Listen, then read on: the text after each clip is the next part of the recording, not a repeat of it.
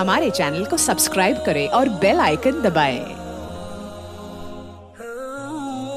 यही वो किताब है, अल्लाह के पाक पैगंबर को पहले दिन ही अल्लाह ने फरमाया, मेरा पाक पैगंबर इक़रा बिस्मि रब्बिकल्लज़ी खलक़।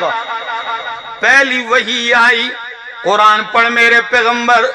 दूसरी वही में भी आया, या अय्युहल मुज़म्मिल कुमिल लैला इल्ला कलीला निस्फहु अव इनकुस मिन्हु कलीला औ ज़िद अलैहि वरत्तिलिल कुरान तरतीला। कुरान सुना मेरे पैगंबर। उतलु मा ऊहिया इलैका मिनल किताब। ये नहीं देखा मेरे पैगंबर ने अपने नाराज होते हैं, दोस्त बिछड़ जाएंगे, रिश्ते नाते खत्म हो जाएंगे, बेटियों को तलाकें हो जाएंगी, मक्का भी छोड़ना पड़ेगा, हरम भी छोड़ना पड़ेगा, काबा की छांव भी छोड़नी पड़ेगी, जमजम का ठंडा और मीठा पानी भी छोड़ना पड़ेगा, खानदान और कबीला भी छोड़ना पड़ेगा।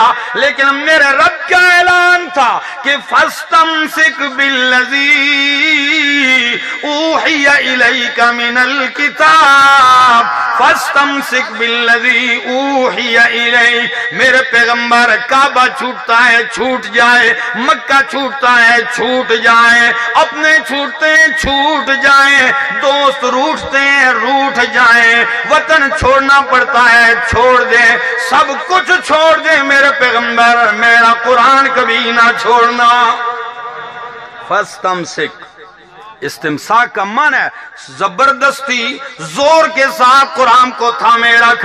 और यही वजह है सारा मक्का जब मुखालफत पे आ गया, सरगोदे वालों, सारा मक्का मुखालफत पे आ गया और सच्चा साथ देने वाला अबू तालिब भी वफात पा गया और उम्मुल मोमिनीन खदीजतुल कुबरा रजी अल्लाह ताला अन्हा, जिसने अपना माल, अपनी जायदाद, अपनी सारी तिजारत आप पे कुर्बान की, जब वो भी फौत हो गई, नबूवत के ऐलान का 10वां साल है, शव्वाल का महीना है, रमजान मुबारक के बाद का ईद वाला महीना, ईद उल फितर का महीना है। अल्लाह के पाक पैगंबर मक्के से चलते हैं, 95 किलोमीटर का सफर तय करके ताइफ पहुंचते हैं। कितना? घोड़ा नहीं, ऊंट खच्चर नहीं, पांव के साथ चलते हैं। आज कोई यहां से मस्जिद जाना भी, आजकल लोग मोटरसाइकिल पे मस्जिद जाते हैं, अपने मोहल्ले की मस्जिद में, कोशिश हो तो पैदल चलते हैं, 95 किलोमीटर का रास्ता तय करते हैं। खुदा जाने कितनी थकावट हुई होगी अल्लाह के नबी को, कितनी आपको भूख और प्यास भी लगी होगी, लेकिन आप पहुंचते हैं ताइफ की सरजमीन पर। मकसद क्या था? चौहान वाला के रहने वाले हो, मकसद क्या था? क्या उनसे वोट मांगने गए थे? क्या उनसे चंदा मांगने गए थे? क्या उनसे पैसे मांगने के लिए, क़यादत और लीडरी मांगने के लिए गए थे? ना मेरा दोस्त, मेरा मुस्तफा चल के अकेले जब पहुंचता है, बनु सकीफ के 3 सरदार इकट्ठे बैठे हुए हैं अपने हुजरे के अंदर। अल्लाह के पाक पैगंबर जब दाखिल होते हैं अंदर, उनमें से एक लगा हुआ है काबे का गिलाफ सी रहा है और 2 साथ बैठे हुए। खुदारा मेरा वक्त थोड़ा है, मजमून बहुत अहम है, जरा इबरतें देखिए, जरा सबक देखिए। वैसे ही मेरे सामने कुरान नहीं आ गया, ये तारीख है दुखों की, तकलीफों की, कुर्बानियों का एक लाजवाल सिलसिला चलता है। मेरे मोहम्मद जब पहुंचते हैं, कहते हैं ओ ताइफ के सरदारों, तीनों भाई बैठे हुए हैं, फरमाया मैं अल्लाह का रसूल हूं, मक्के वालों ने मेरी बात का इनकार कर दिया है, मेरे रास्ते रोक दिए हैं, میری دشمنی پہ اتر آئے ہیں، میرے قتل کی تدبیریں کرنے لگے ہوئے ہیں۔ لوگوں میں تمہارے پاس اللہ کا پیغام لے کے آیا ہوں، اللہ کی توحید سنانے آیا ہوں۔ توحید سنانے کی دیر تھی، سارے دستور پیچھے چھوڑ دیے انہوں نے، اپنی ثقافت بھی پیچھے چھوڑ دی۔ عرب مہمان نواز ہوتے ہیں، آج مہمان نوازی کا بھی ان کو خیال نہیں آیا، آج ان کو ایک پردیسی کا بھی خیال نہیں آیا، آج ان کو ایک معزز مہمان کی گفتگو کا بھی خیال نہیں آیا۔ جٹ ایک دم کہنے لگا، پہلا بول کے کہنے لگا، کیا اللہ کو آپ کے سوا کوئی اور نہیں ملا نبی بنانے کے لیے؟ اللہ اکبر۔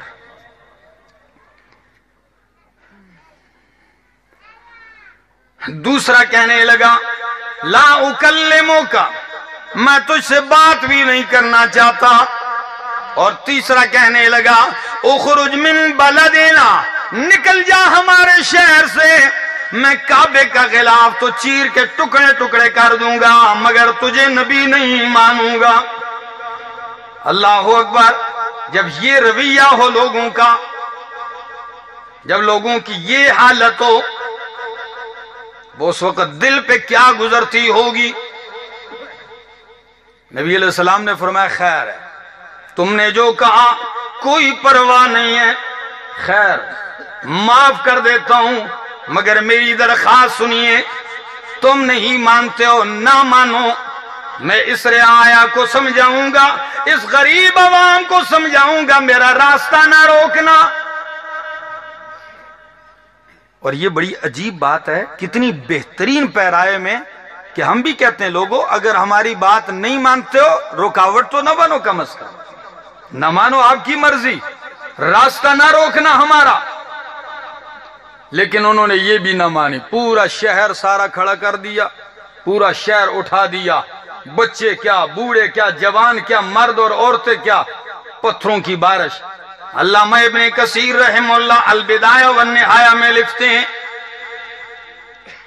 محمد ابن اسحاق مغازی کے امام لکھتے ہیں، تاریخ کے کیا لکھتے ہیں؟ 10 دن اللہ کے پاک پیغمبر طائف میں گزارتے ہیں، کتنے؟ 3 میل تک ہر جانب سے پتھر ہی پتھر ہیں، آپ کے سر کا خون پاؤں تک پہنچتا ہے، سارے کپڑے خون میں رنگین ہو جاتے ہیں۔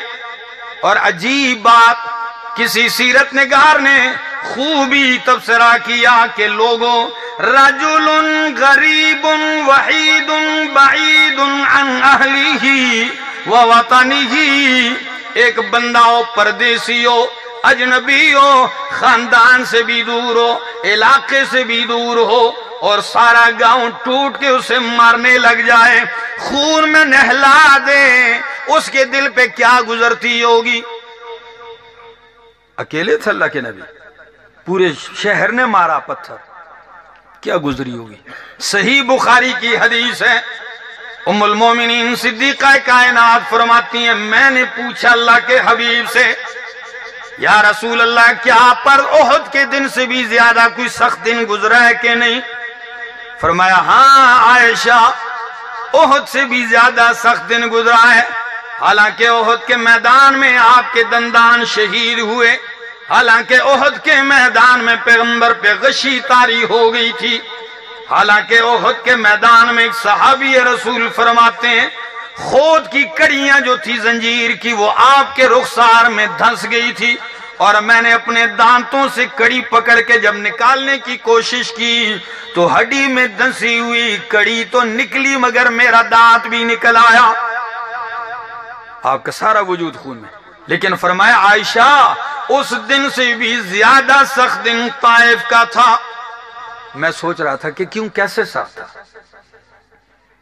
یہاں بھی تو مار پڑی ہے تکلیف، اور وہاں بھی سخت ایسے، یہاں اکیلے نہیں تھے مصطفیٰ، صحابہ کی جماعت ساتھ تھی، اور آپ کو پتہ ہے المصیبت اذا عمت خفت، مصیبت جب عام ہوتی ہے ہلکی ہو جاتی ہے، ایک مصیبت پوری پارٹی پہ آ جائے تو تھوڑی تھوڑی کر کے بوجھ ہلکا ہو جاتا ہے، اگر وہی مصیبت اکیلے بندے پہ آ جائے تو پھر مشکل ہے۔ فرمایا طائف میں اکیلے تھا، ایک زید ابن حارثہ غلام تھے، اکیلا میں تھا، جان بچاتے ہوئے عتبہ و شیبہ کے باغ میں جا گھسے، خون میں اتنے نہلائے ہوئے تھے کہ کافروں کو بھی ترس آیا، انہوں نے اپنے غلام جو نصرانی تھا عیسائی، اس کو ایک تشت میں ایسے انگوروں کا گچھا دیا، کہنے لگے وہ جو خون میں لت پت بندہ آیا نا، وہ انگور کے تنے کے ساتھ ایسے جا کے ٹیک لگائے بیٹھے، یہ انگور انہیں دے کے آ جاؤ۔ وہ عداس انگوروں کا گچھا نبی علیہ السلام کے پاس لایا، کہنے لگا لیجی۔ نبی علیہ السلام ہاتھ بڑھاتے ہوئے کہتے ہیں بسم اللہ۔ کیا آپ کو یاد رہتا ہے کبھی جب بریانیاں سامنے پڑی ہوں؟ بہت کم لوگوں کو شروع میں بسم اللہ یاد نہیں ہے اور آخر میں الحمدللہ یاد نہیں، ڈکار مار کے چلے جاتے ہیں، اللہ کا نام یاد ہی نہیں ہوتا لوگوں۔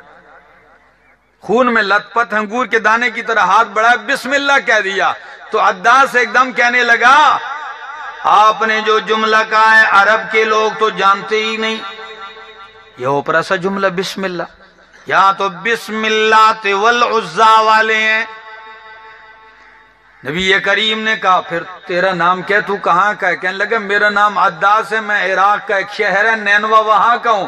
نبی علیہ السلام نے کہا وہ تو میرے بھائی یونس علیہ السلام کا علاقہ ہے۔ عداس اور حیران ہوا، کہنے لگا آپ ان کو کیسے جانتے ہیں؟ فرمایا وہ بھی اللہ کے نبی تھے اور میں بھی اللہ کا نبی ہوں، اللہ نے ان کے حالات مجھے قرآن میں بتائے ہیں۔ بس یہ بات کہنے کی دیر تھی، عداس نے ہاتھ تھاما اور چوم کے کہنے لگا اشہد اللہ الہ الا اللہ واشہد ان محمد رسول اللہ۔ کلمہ پڑھ کے مسلمان ہو گیا۔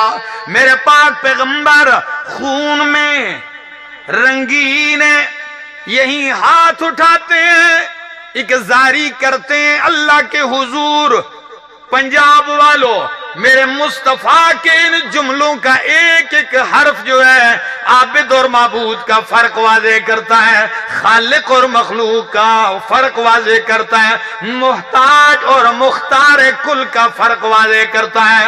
پیغمبر رو کے کہتے ہیں اللہم اشکو الیک ضعف قوتی وقلت حیلتی وہوانی علی الناس انت ارحم الراحمین انت رب المستضعفین الی من تکلنی یا اللہ۔ اے کمزوروں کے رب، اے مستضعفین کے رب، میں اپنی کم آئیگی اور اپنی کمزوری کی شکایت آپ کے سامنے کرتا ہوں۔ اللہ آپ نے مجھے ایسے لوگوں کے حوالے کر دیا ہے جنہوں نے مجھے خون میں رنگین کر دیا ہے، لیکن میری پھر بھی یہی التجا ہے کہ ان لم یکن بک علی غضب فلا ابالی۔ او میرے اللہ اگر تو ناراض نہیں تو مجھے ان تکلیفوں کی بھی کوئی پرواہ نہیں۔ اگر اب بھی تو ناراض نہیں اللہ تو راضی ہے، مجھے اس حال میں بھی میں راضی ہوں۔ اور کسی شاعر نے خوب ترجمانی کی ہے کہ فَلَيْتَكَ تَحْلُو وَالْحَيَاةُ مَرِيرَةٌ فَلَيْتَكَ تَحْلُو وَالْحَيَاةُ مَرِيرَةٌ وَلَيْتَكَ تَرْضَى وَالْأَنَامُ غِضَابٌ وَلَيْتَ الَّذِي بَيْنِي وَبَيْنَكَ عَامِرٌ وَبَيْنِي وَبَيْنَ الْعَالَمِينَ خَرَابٌ۔ کمال کے اشعار ہیں، کہتا ہے فَلَيْتَكَ تَحْلُو وَالْحَيَاةُ مَرِيرَةٌ، کاش کہ تو میرے لیے میٹھا ہو جائے، چاہے میری ساری زندگی کڑوی ہو جائے مجھے کوئی پرواہ نہیں۔ وَلَيْتَ الَّذِي بَيْنِي وَبَيْنَكَ عَامِرٌ، کاش کہ میرے اور تیرے تعلقات ٹھیک رہیں۔ وَبَيْنِي وَبَيْنَ الْعَالَمِينَ خَرَابُ، سارے جہان سے تعلق خراب ہو جائیں تو مجھے کوئی پرواہ نہیں ہے۔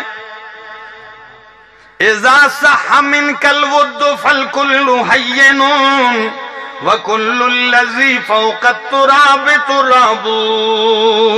اللہ جب تیری محبت مجھے مل جائے تو مجھے کوئی پرواہ نہیں ہے، اس مٹی پر جو کچھ ہے سب مٹی ہو جانا ہے۔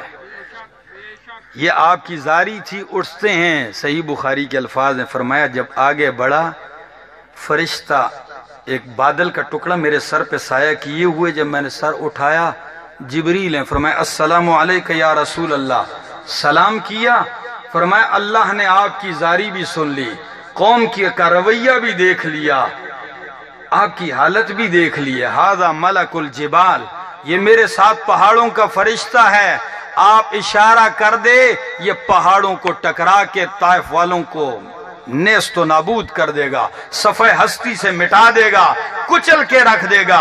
میرے نبی نے اس وقت فرمایا اللہ بل ارجو ان یخرج اللہ من اصلابہم من یعبد اللہ وحدہ ولا یشرک بہ شیئا، اللہ میں اب بھی یہی چاہتا ہوں، یہ نہیں مانتے ان کی نسلوں میں سے ایسے پیدا کر دے جو تیری عبادت تیری وحدانیت کے ساتھ کریں، توحید کے ساتھ تیری عبادت کریں۔